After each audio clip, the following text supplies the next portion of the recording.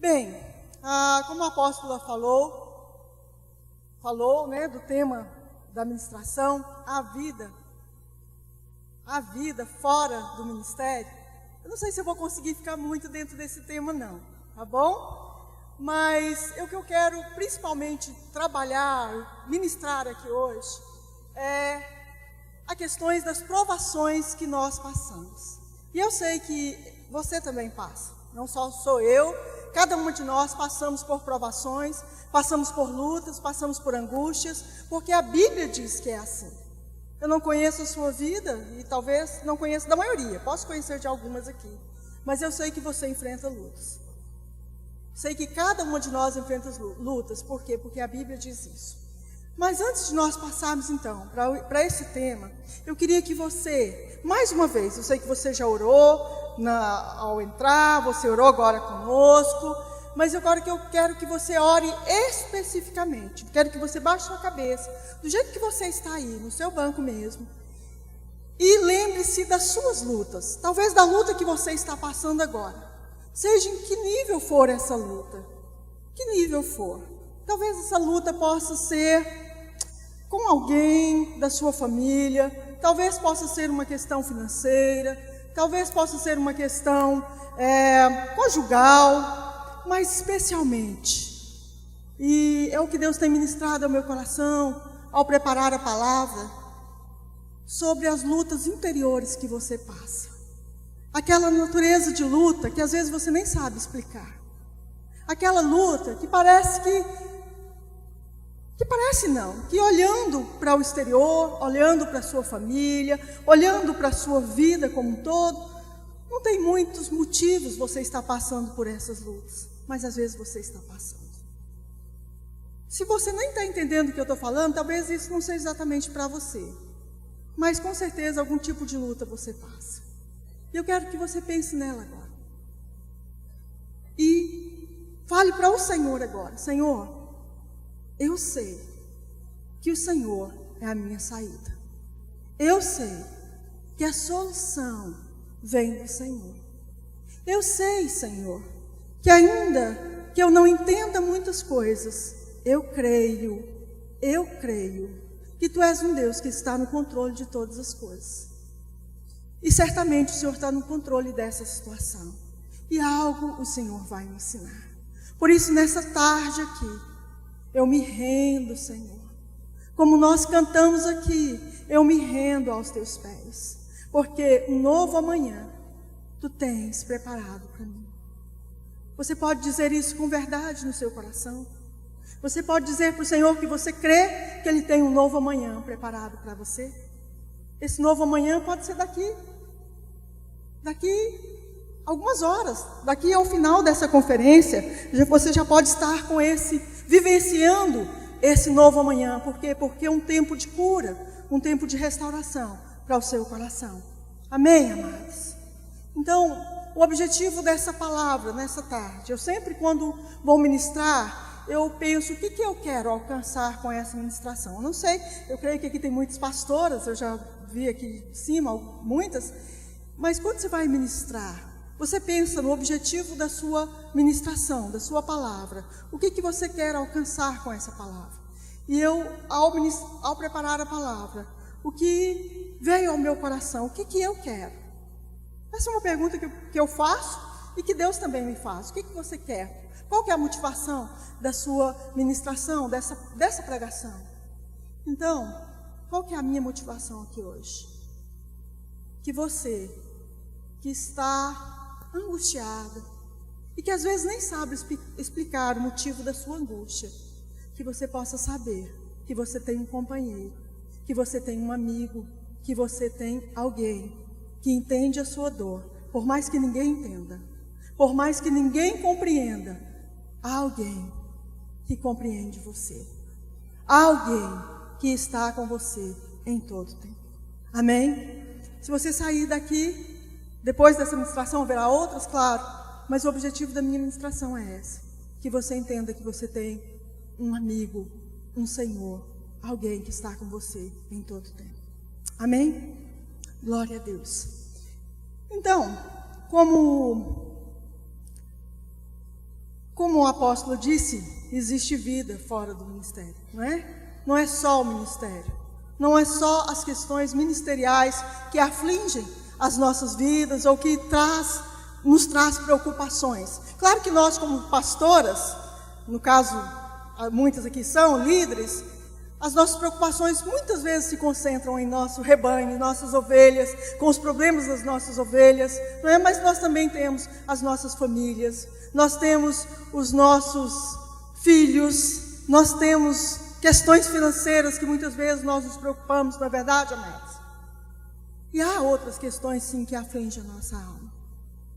Mas em cada uma delas, sempre a única saída é olhar, é confiar no Senhor, é olhar firmemente para o autor e consumador da nossa fé. Amém, amados? Olhar para o Senhor, não olhar para as circunstâncias, não olhar para aquilo que está acontecendo conosco, mas olhar para o Senhor e saber que Ele é um Deus de propósito e que alguma coisa eu vou aprender com essa situação. E ainda que eu não entenda pelo que eu estou passando, o Senhor está no controle de todas as coisas.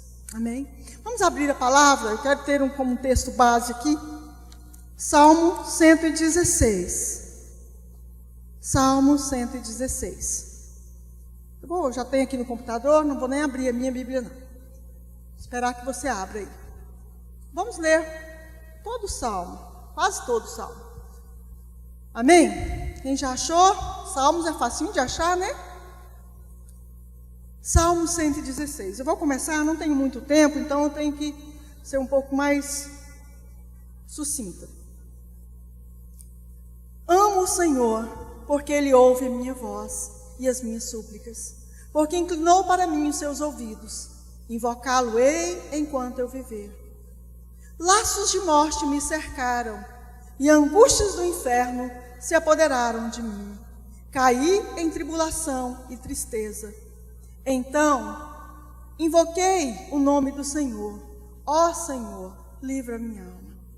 Se você tiver aí o hábito de grifar, grifa o versículo 3 e o 4. Mas especialmente esse, invoquei o Senhor. Ó Senhor, livra minha alma. A invocação do salmista.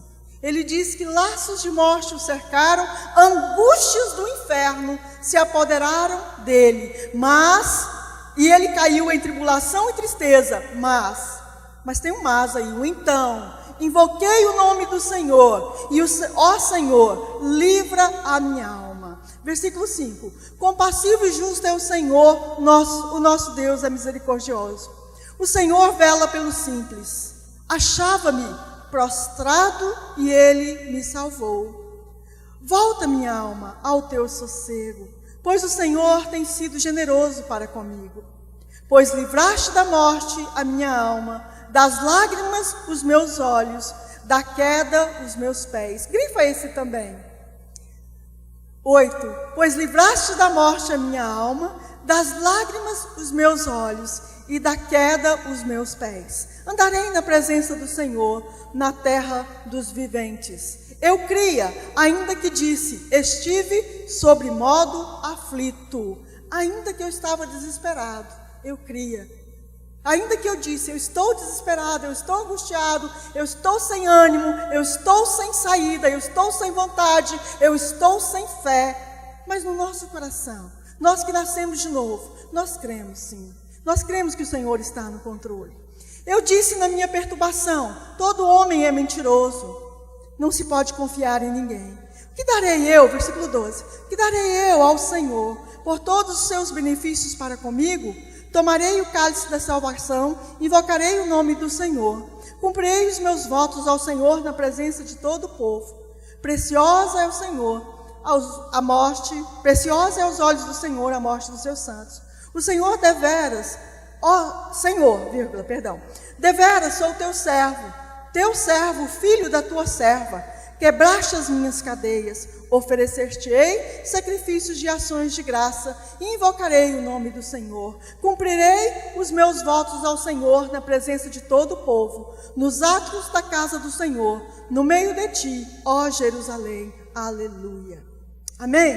Deixa aberto aí no Salmo.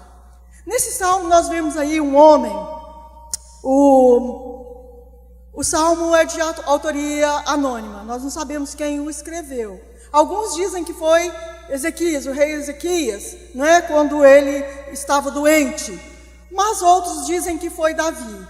E eu particularmente creio que foi Davi por causa de outros contextos, de outras situações que Davi passou, que pareceu que ele estava vivendo esse momento.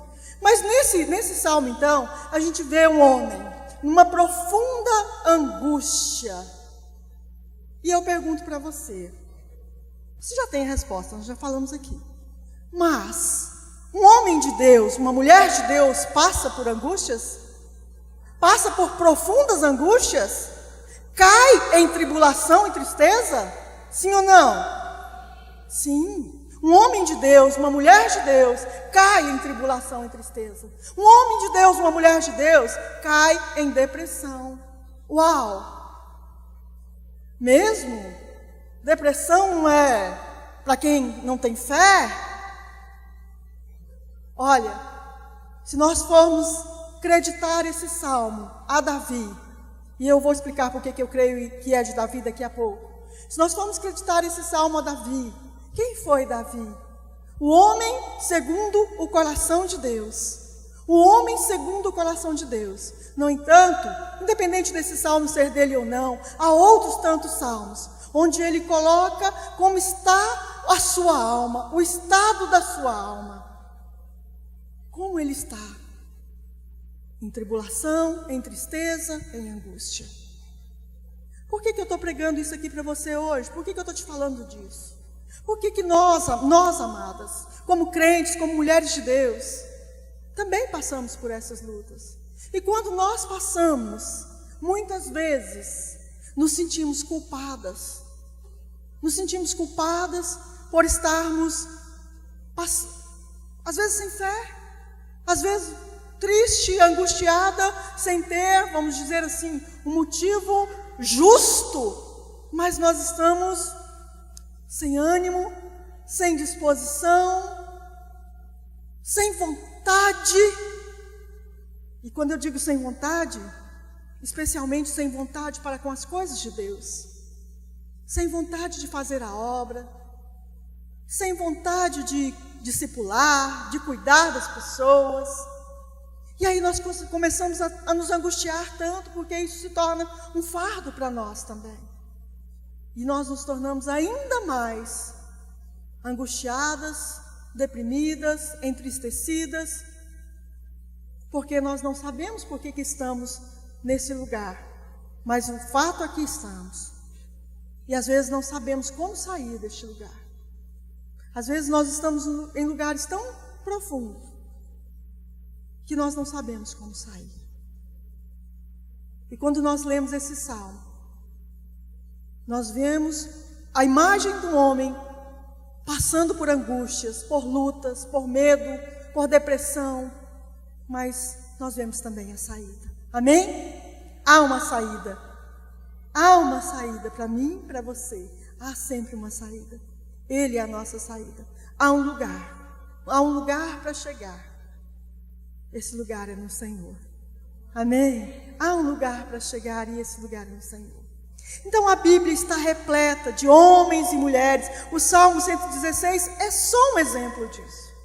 É só um exemplo de lutas, de angústias, não é? Se nós formos ver aí a chamada igreja moderna, a igreja moderna é principalmente a igreja que aparece na televisão, não é? Eu não quero citar nomes, mas você sabe aí. Há muitas igrejas aí que estão dizendo que você não passa por luta. Que se você passar por luta é porque você está endemoniado. Se passar por luta é porque você está debaixo de pecado. Nem sempre é assim. Nem sempre é assim. Quando nós olhamos para a vida de Sadraque, Mesaque e Abdenego, eles não estavam em pecado. No entanto, eles foram lançados na fogueira ardente. E eles não estavam em pecado. Pelo contrário, eles foram lançados na fogueira porque estavam fazendo a vontade de Deus. Porque não queriam negar a Deus. Porque não queriam se dobrar diante da estátua de Nabucodonosor. Então, eles foram lançados na fogueira. Mas ao serem lançados na fogueira, acontece um fato interessante. Eles não são queimados. Nem o fio dos seus cabelos é queimado ali na fogueira. Sabe a única coisa que é queimado na fogueira? Quem sabe? As cordas que os amarravam. Então, quando nós passamos pelo fogo, amadas, o fogo o fogo é pedagógico, o fogo é para nos ensinar, o fogo é para nos libertar muitas vezes, é para queimar a impureza, é para queimar aquilo que está nos amarrando. Quantos estão me entendendo? Amém? Então, muitas vezes nós vamos para o fogo, não porque nós cometemos pecado, não porque há alguma coisa errada nas nossas vidas, não, mas é porque o Senhor vai aperfeiçoar o seu poder em nós, amém? Porque o poder se aperfeiçoa na fraqueza. O poder de Deus é muito mais visto quando nós somos fracos, quando nós não dependemos do nosso braço, mas nós dependemos dele, da força dele. O poder se aperfeiçoa na fraqueza, amém? Então, se você acha que não é capaz de sair das suas lutas sozinha, você está no lugar certinho e você está pensando certinho, porque é o Senhor que vai te tirar daí, não é na sua força. E se essa palavra talvez não seja para você, talvez é para alguém que você vai aconselhar, alguém para quem você vai ministrar, porque com a consolação que somos consolados aqui consolamos, amém? A consolação que somos consolados aqui consolamos. Talvez você já saiu de lutas. Agora eu vou te falar uma coisa. Ruim de falar, mas é a verdade. Nós gostamos muito das promessas da Bíblia, não é verdade? Mas a Bíblia também tem promessa de aflição. Tem promessa de aflição. Então, tem promessa de luto.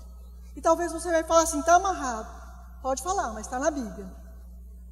No mundo passareis por aflições.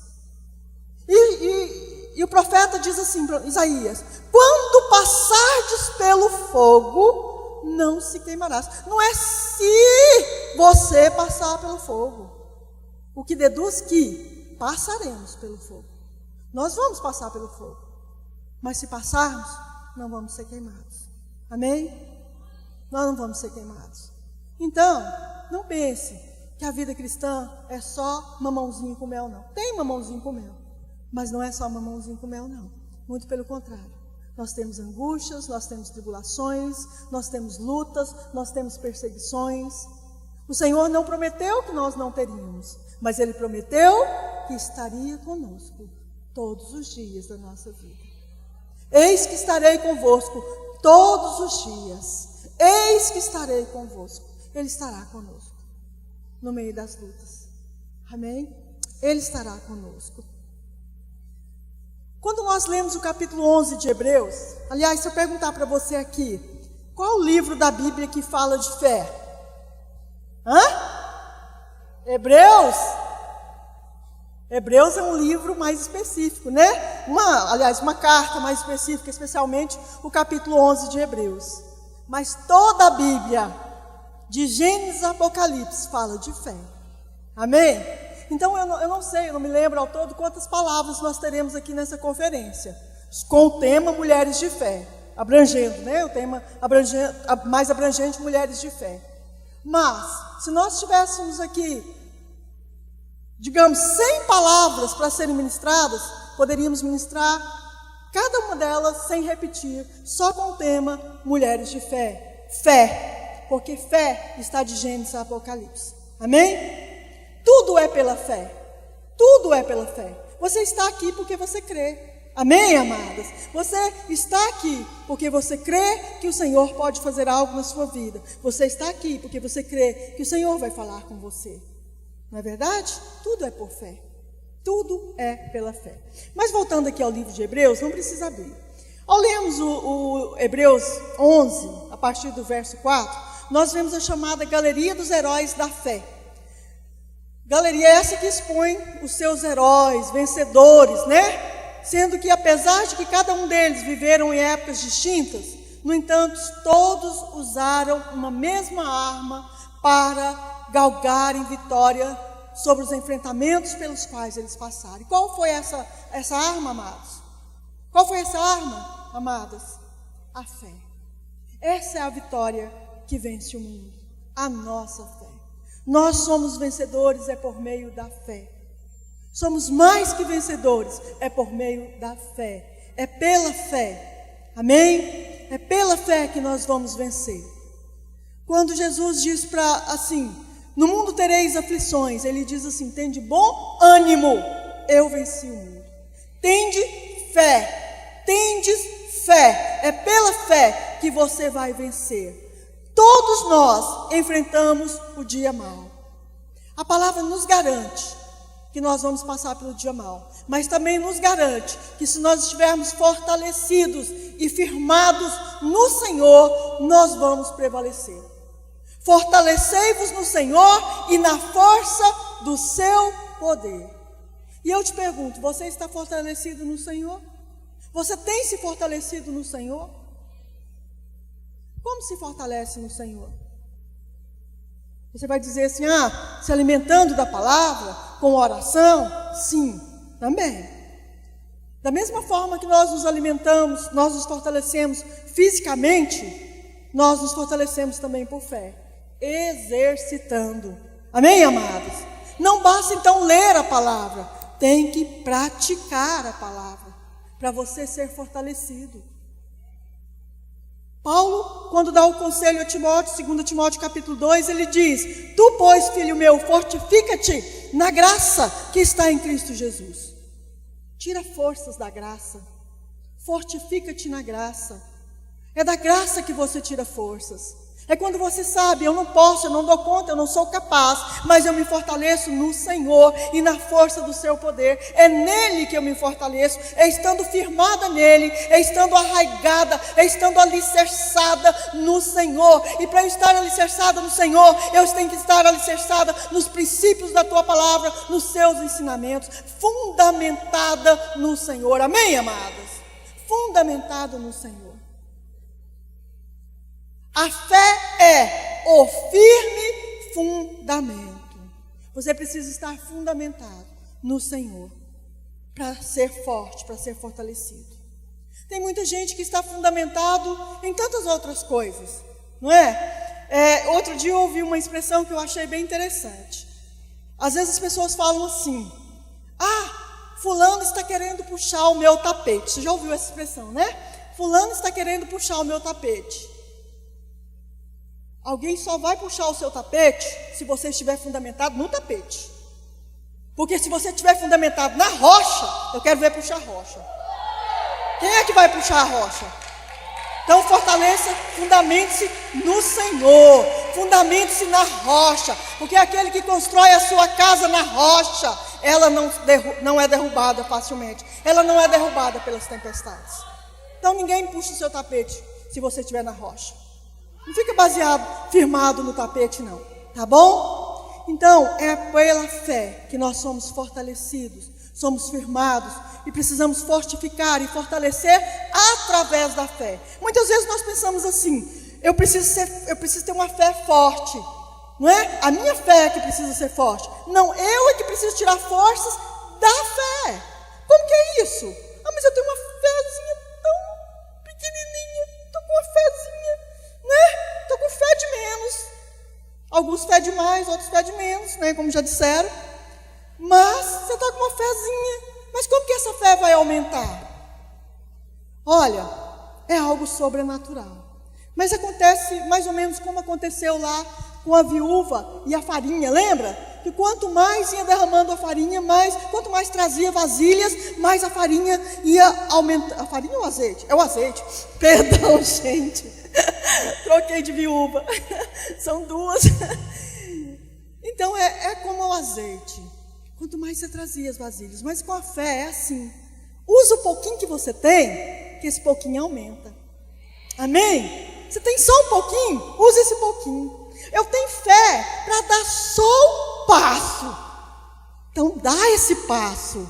Que a hora que você der, abre para você dar outro. Tá bom? Abre para você dar mais um. E daqui a pouco você está correndo.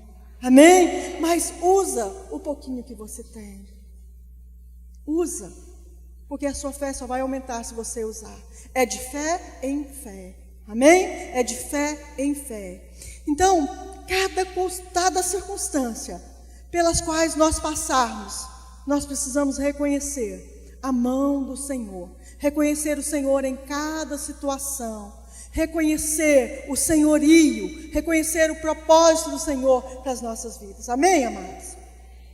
Eu sei que não é fácil nós entendermos o propósito de Deus quando nós estamos passando por lutas. Ontem, houve testemunhos fortes aqui, né? Testemunho da Bispa Miriam, da Ana Paula, outros tantos testemunhos, todos foram fortes. Mas especialmente quando é um testemunho de perda de uma pessoa que a gente ama.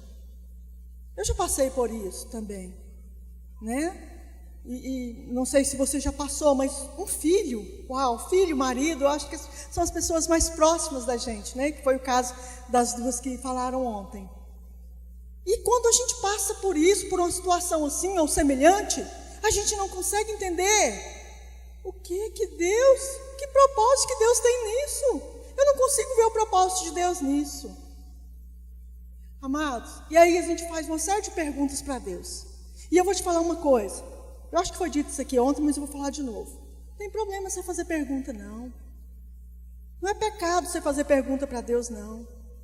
Eu não vou questionar Deus por que está acontecendo. Quem disse que você não pode questionar? Pode sim. Não sei se Ele vai te responder. Mas que você pode questionar, você pode. Você sabia que Jó fez 16 perguntas para Deus?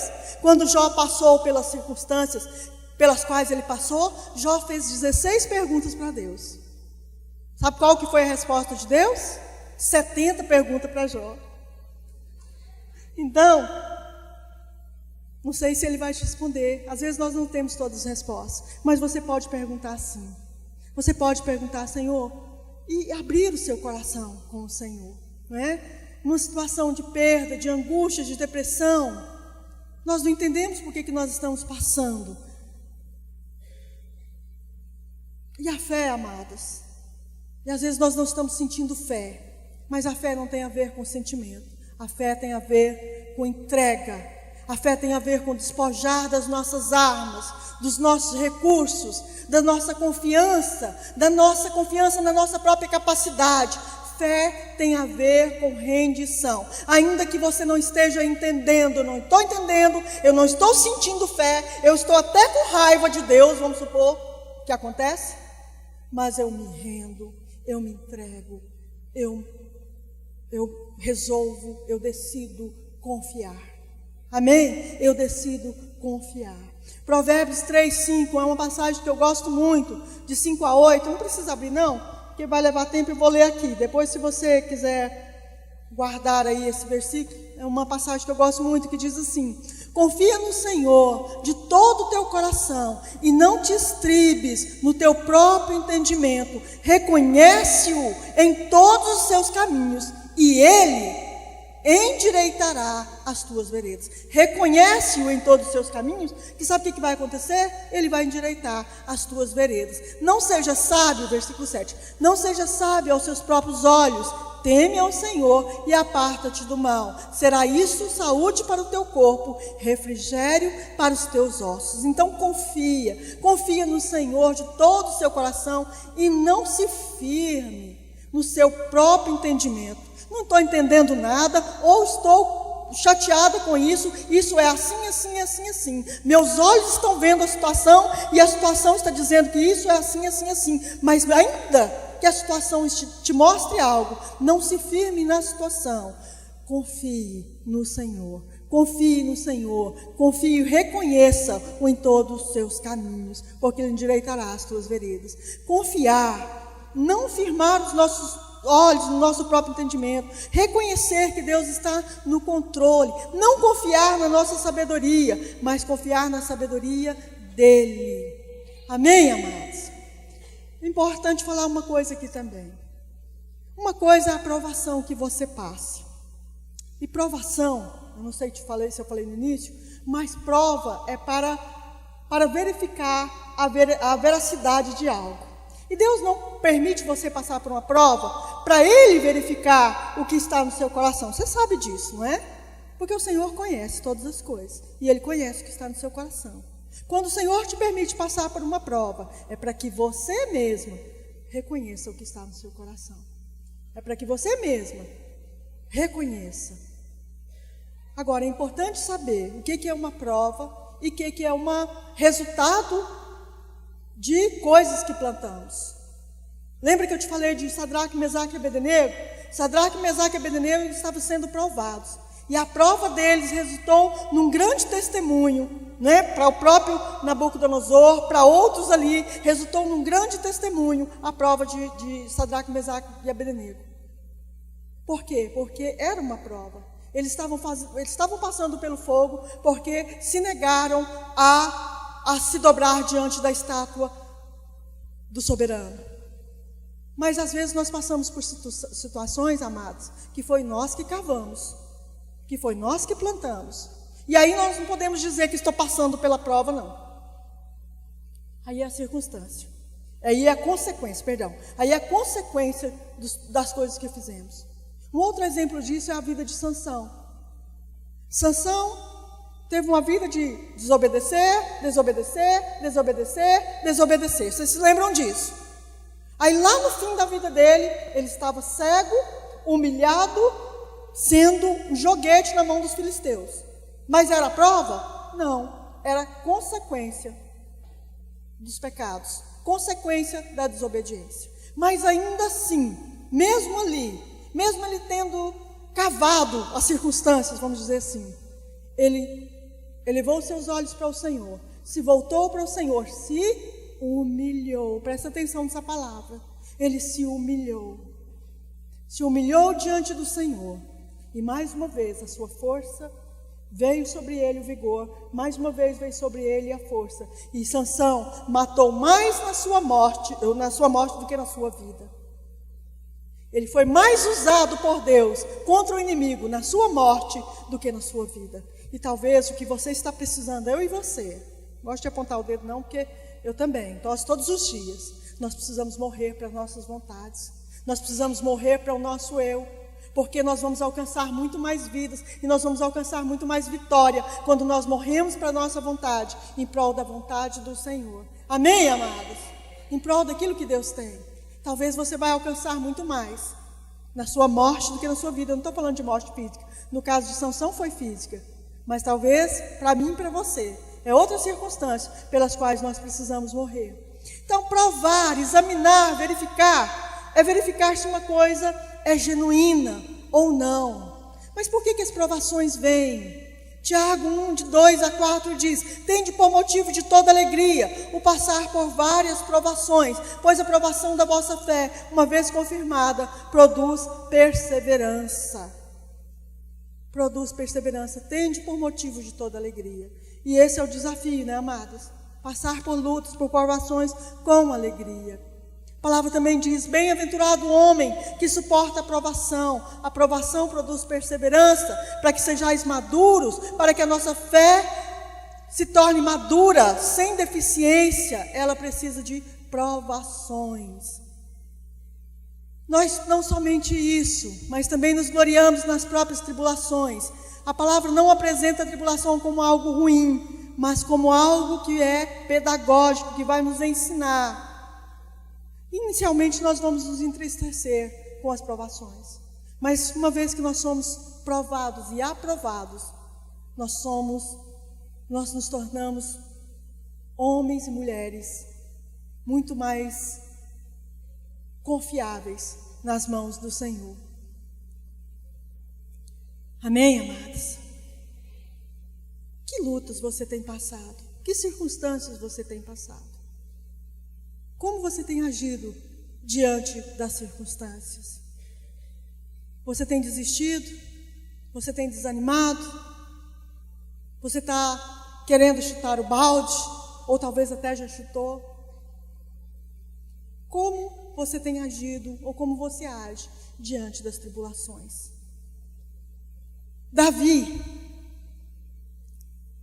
em 1 Samuel, não precisa abrir aí não. 1 Samuel 30, de 1 a 10, tem uma circunstância interessante pela qual Davi passa, e por isso eu acho que o Salmo 116 é de autoria de Davi, porque algumas palavras são semelhantes ali, nessa passagem de 1 Samuel. É quando Davi volta para casa, eles saíram para guerrear com seus soldados, e quando ele volta para casa, na cidade de Ziglag, a cidade havia sido tomada, e as suas mulheres, as duas mulheres de Davi, bem como seus filhos e filhas, haviam sido levados cativos. E a cidade estava queimada. Saquearam a cidade, os inimigos saquearam a cidade e levaram cativas as esposas e os filhos de Davi. E para piorar a situação, aqueles que eram do lado de Davi, os guerreiros de Davi, o exército de Davi, se levanta contra Davi, inflama o povo e falam até em apedrejar a Davi. E Davi então chora diante do Senhor. Ele chora diante do Senhor. Mas há um versículo muito interessante aí, que eu quero que você abra. Faço questão que você abra esse. É o versículo, 1 Samuel, se você abriu, se não abriu, abre lá, 30, só um versículo, nós não vamos ler tudo. 1 Samuel, capítulo 30.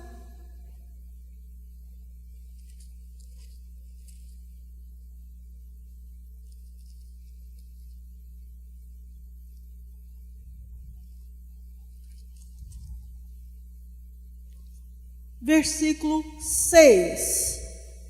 Eu já te contei a história mais ou menos, então vou ler só o versículo 6. Davi muito se angustiou, pois o povo falava em apedrejá-lo, porque todos estavam em amargura, cada um por causa de seus filhos e de suas filhas. Porém, eu quero que você preste atenção nesse porém. Mas, todavia, então, não é? Porém, Davi se reanimou no Senhor, seu Deus. Amém? Davi se reanimou. Olha a situação, amadas. Vamos voltar aqui no versículo de novo. Davi muito se angustiou, pois o povo falava em apedrejá-lo, porque todos estavam em amargura, cada um por causa dos seus filhos e suas filhas. Porém, Davi se reanimou. Uma outra tradução diz: se fortaleceu no Senhor.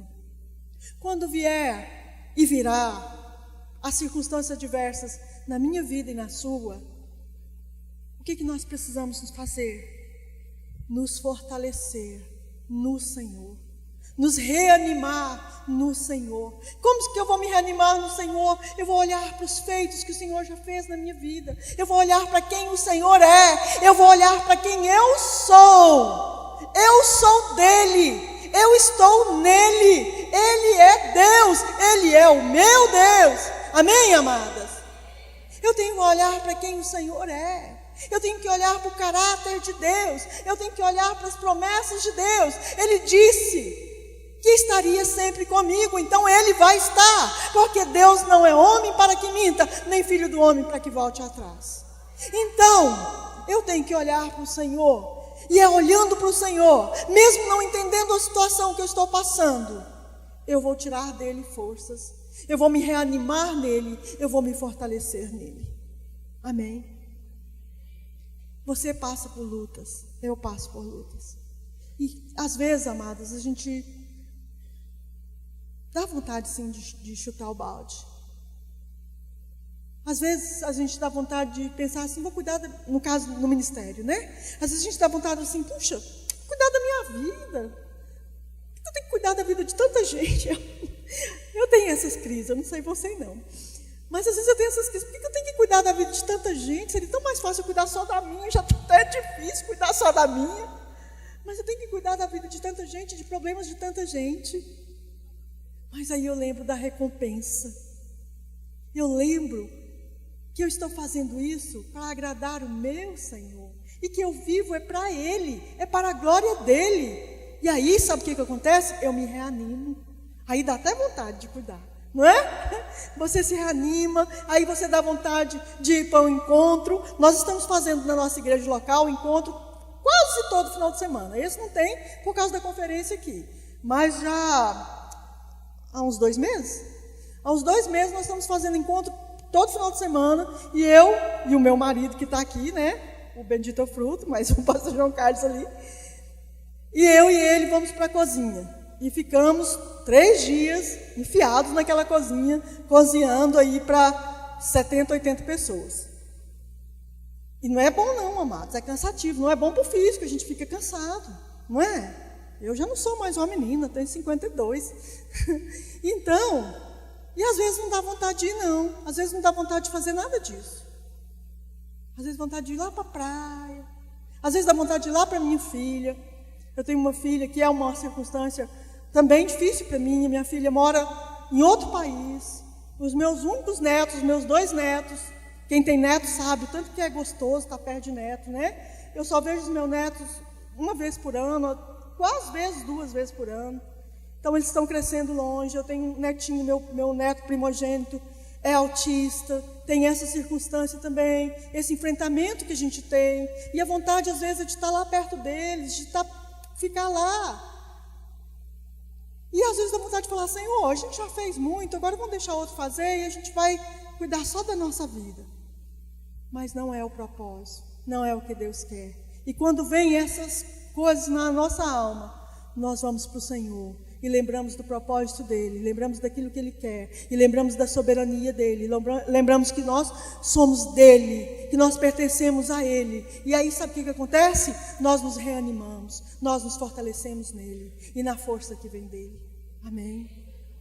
Isso é tirar forças da fraqueza.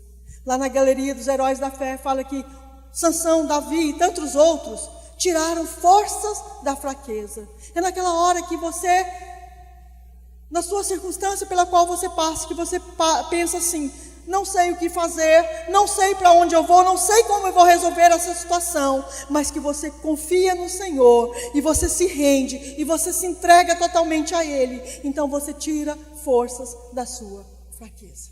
Amém? Você tira forças da sua fraqueza. Então, amadas, a solução é voltar-se para o Senhor, reanimar nele, ainda que laços de morte nos cerquem, angústias do inferno, que às vezes a opressão é até maligna sobre as nossas vidas, mas é nele, é no Senhor que nós vamos ser fortalecidos, é no Senhor que nós vamos ser reanimados, é no Senhor do Senhor que virá a nossa força, quando olhamos para Ele. Desembaraçando de todo o peso e do pecado que tenazmente nos assedia, corramos com perseverança a carreira que nos está proposta, olhando firmemente para o autor e consumador da nossa fé. Amém? Precisamos descansar no Senhor, o descanso que vem da fé, o descanso da entrega, de saber que Ele está no controle, nos reanimar nele, ser fortalecido nele. E quando você não está conseguindo crer, diga isso para Ele. Sabe o que eu mais gosto nos Salmos? Eu aprendo tanto com os Salmos. Houve uma época na minha vida que eu achava que os Salmos eram só poemas, quem gosta de Salmo é católico, para ficar abrindo Salmo, deixar lá em aberto. Mas hoje um dos livros que eu mais aprendo na Bíblia é com Salmos. Sabe por quê? Porque nós vemos a transparência dos homens de Deus com Deus. Nós vemos o coração, e é isso que Deus quer ver. Não que Ele não veja, Ele quer que você reconheça o seu coração. E nós vemos homens de Deus aqui, que chegam para Deus e falam aquilo que verdadeiramente estão nos seus corações. E Deus não os condena. E Deus não os condena. Quando você pega um salmo, como o Salmo 13, e Davi fala coisas ali fortes para Deus. Senhor, será que o Senhor não está vendo isso? Será que o Senhor não está vendo aquilo? É mais ou menos essa linguagem dos salmistas para com Deus. Mas eles abrem, eles rasgam os seus corações diante do Senhor. E um coração quebrantado e contrito, não desprezarás, ó Deus. Amém? Um coração quebrantado e contrito, o Senhor não desprezará. Ainda que às vezes você vai falar para Ele, Senhor, eu estou com raiva do Senhor, eu não estou entendendo isso, mas mesmo eu não entendendo, eu resolvo me render. E aí Ele faz algo tremendo na sua vida. Aí Ele te dá força, aí Ele te direciona, aí Ele te capacita. Amém, amadas? O Senhor é Deus, e é o seu Deus, e é o meu Deus. Olha, amadas, ainda há algumas coisas aqui para ser ditas, mas o nosso horário já está encerrando. E o que eu quero que você lembre-se disso. Fale para o Senhor. Relacione-se com o Senhor, como Davi fez. O relacionamento de Davi com Deus foi marcado pela honestidade. Foi marcado pela honestidade, pela transparência. Quando nós somos sinceros com Deus, Ele nos responde, Ele se manifesta em meio à nossa dor. Ele não causa a dor, mas Ele pode usar a dor para nos levar a crescer, para nos levar para um novo nível. Amém? Amém? Você pode se perguntar assim, onde Deus está no momento da minha dor? E a resposta é, Ele está com você, na sua dor. Ele está com você. Ele jamais te abandona. Ele jamais te abandonará. Amém? Vamos ficar de pé? Vamos cantar uma canção? Eu não sei se alguém pode, ou é um CD que vai colocar. Eu não sei cantar não. Então tem que ser alguém aqui. Não sei se é possível, é? É o CD? Então aquele CD dessa música, se Deus fizer, Ele é Deus. Se Ele não fizer, Ele continua sendo Deus. Nós já cantamos aqui. Mas o que eu quero é que você reconheça a soberania. E ainda que Ele seja soberano e habite no mais altos céus, Ele também habita com o quebrantado e contrito de coração, diz a palavra. Ainda que Ele habite no mais altos céus, Ele habita com quebrantado e contrito de coração. Então fale para o Senhor nessa tarde. Senhor, a minha luta parece tão pequena diante de tantas lutas que eu vi aqui. Mas toda dor é legítima. Toda dor é legítima. Por mais que às vezes as pessoas as pessoas não compreendam a sua dor, o Senhor compreende. Toda dor é legítima. E a dor que você sente é importante para Ele. Amém? Agora, reconheça, saiba que se Ele fizer o que você quer, Ele é Deus. Mas se Ele não fizer, Ele continua sendo Deus. Amém? Você pode dizer isso para Ele? Amém, amados? Você pode dizer isso para Ele? Senhor Deus, em nome de Jesus, nós nos rendemos diante do Senhor nessa tarde. Te pedimos, Senhor, que venha de encontro às nossas angústias, ao nosso clamor. Senhor, quantas vezes, Senhor, não temos nem palavras para chegar diante do Senhor, as nossas palavras somem devido à angústia, devido às situações pelas quais nós passamos, ou porque talvez já temos te pedido alguma coisa tantas vezes, e às vezes resolvemos que não vamos pedir mais, porque nos tornamos um pouco incrédulos, Senhor. Mas nessa tarde, neste lugar, nós queremos te dizer, Pai, que o Senhor é o nosso Deus, e é soberano sobre tudo e todos, e que nós confiamos no Senhor, que nós nos rendemos no Senhor nessa tarde.